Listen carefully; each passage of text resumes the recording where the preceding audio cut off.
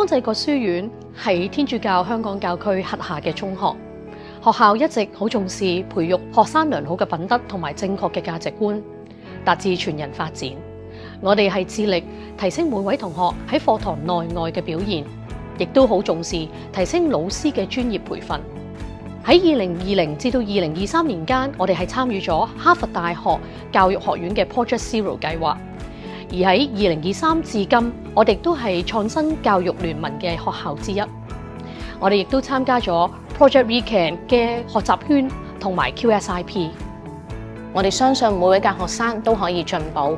喺初中，我哋將5班拆做6組，幫助同學適應中學生活。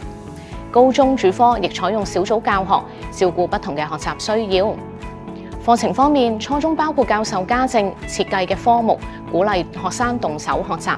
而高中就提供多達15個選修科，更有應用學習課程，配合學生興趣與未來嘅發展。學習不止於課堂，喺課後同埋星期六，我哋都積極提供多元支援。初中設立功課輔導班，考試前躍進班鞏固基礎，亦有奧數班、拔尖班發掘學生嘅潛能，全面支援學生嘅學習。